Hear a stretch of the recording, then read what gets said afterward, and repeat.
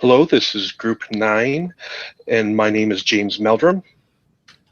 My name is Dane Christensen, and we're going to be talking today about installing or upgrading RAM on a computer.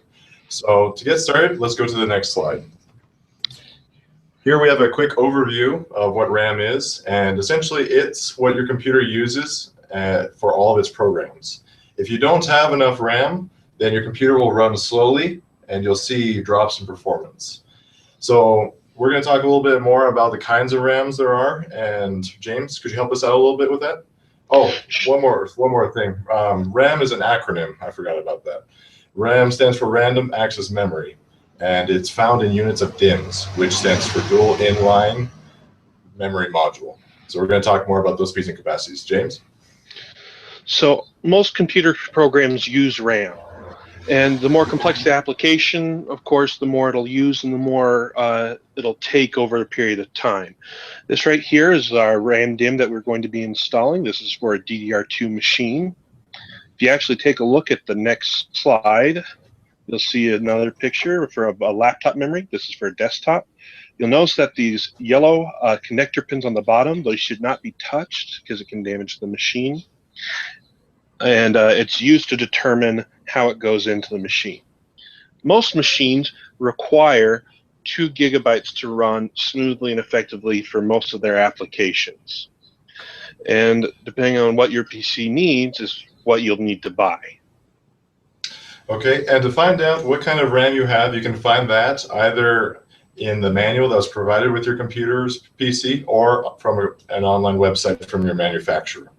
For distinction, each of these RAM DIMMs has a notch in it, as we can see in the visual on the left in Figure 2. And that's a distinguishing feature, so you can't confuse the RAM types that you're putting into your computer. And also, just for your information, you can buy a 2 gigabyte RAM DIMM of most frequencies for around $25, either online or in store at a location like Best Buy. All right, we're going to go to the next slide, and we're going to talk about what you need to do this procedure. These are a few of the things you'll need. Of course, you'll need the memory stick itself. You'll need, you could use an electrostatic discharge band. That's what ESD stands for. That's designed to make sure that you're properly grounded and don't cause electric shock to any of the components. And a screwdriver is usually necessary for most applications. Laptops will use a smaller screwdriver, normally the kind you'd use for eyeglasses, and desktops will usually use a normal Phillips head driver. If we move to the next slide, it'll show a little bit of some of the steps we'll need to prepare to our machine for a change. Okay, so in each of these steps, all we need to do is gather together the tools we've already talked about. Then we need to disconnect the power. So that means taking off the power cable if it's a desktop tower, or if we're using a laptop, disconnect the battery and the charger. So then we want to do this in a place that is open and has good lighting. So James is going to give us a little demonstration, and we're going to now talk about removing and installing RAM DIMMs. So if we move to the next slide, it's going to be a little bit about safety. Either use an ESD band or make sure that you have grounded yourself before you start working on the machine. Do that by touching most metal surfaces. Avoid touching the contact areas. I say that again because it's really important not to cause any damage to those. That's how it communicates with the computer. The last thing you need to know is nothing should be forced into place. There's no reason to, because it's designed to snap in easily. If you're finding that you're pushing really hard, chances are you're putting it in the wrong way. Let's move on to the next slide, which is opening the case. Most cases on a desktop are going to have a screw up here and a screw down here. Normally you'll need a screwdriver to take them out. Mine's designed to be done with by hand.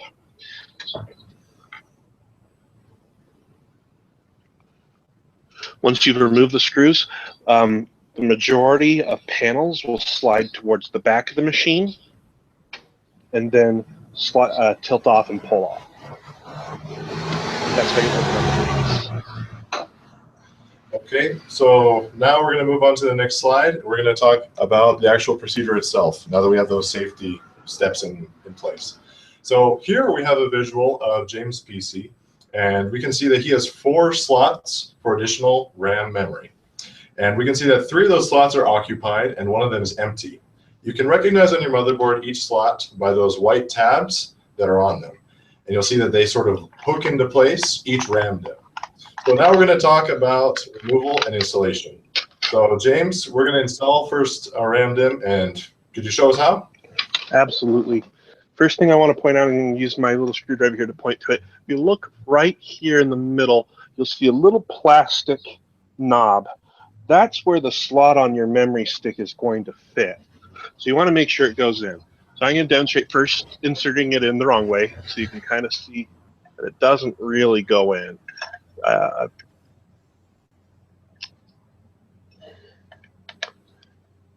It doesn't push in very well. If we flip it upside down, hopefully you can see the top tab as I push it in will actually snap into place as I push down. My motherboard's a little old, so I have to use my hand a little bit, but it does snap into place without any real effort. And that's how the RAM itself is installed. Okay, excellent. So to remove it, all we do is a reversal of that process, and we open those two white tabs. James, could you pull out that same RAM DIMM you just installed? Absolutely. I'll go ahead and press the bottom tab first, and then I'm going to try and let you see this, because as I press the top tab, it'll pop out. I'm going to try not to let it fall either. Okay, there we go. So it pops out just a touch. It's easy to remove. And I'm just going to go ahead and put it back in, because this is actually my RAM stick, and we took it out for the demonstration. Just show you one last time. Push it down, and the tabs just snap into place. The biggest problem you'll run into is that if you try to put it upside down and you try to push it into place, it won't go down at all. So that's, keep that in mind. Okay, thank you very much, James. All right, now let's move on to the next few slides. We're going to go on to the next one about installation and the wrap-up. All you need to do is close your case once this is done and test the RAM by booting into Windows and running Task Manager. This should tell you that the additional RAM is there and that you will now have a new capacity of RAM. There are a few things that can go wrong in this installation that mostly can be traced back to performing one or more of these steps incorrectly. But we're going to talk about that briefly. James, in this next slide, could you tell us a little bit about that? Absolutely. So we should be on slide 10, troubleshooting. RAM will usually cause three main problems. The three main problems you're going to see is the computer either won't recognize the RAM, the computer won't start at all, or it could begin shutting down when it's not supposed to, or when it hasn't been in the past. When the computer doesn't recognize the RAM, what'll happen is you'll start up the machine, you'll go to your task manager and check performance, and it doesn't show the increase of the maximum amount of RAM.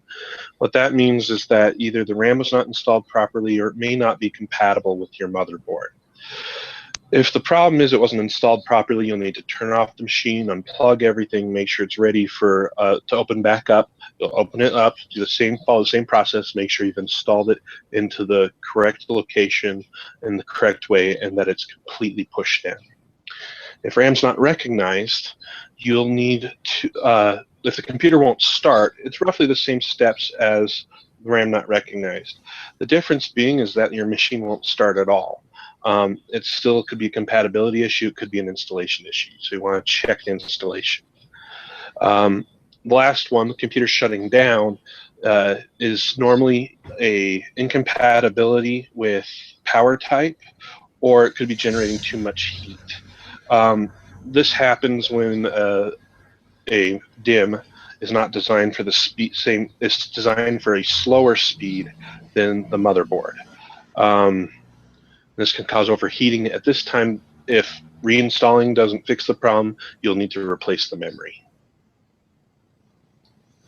Okay, well, thank you for watching our presentation, and best of luck in upgrading or reinstalling the RAM on your PC.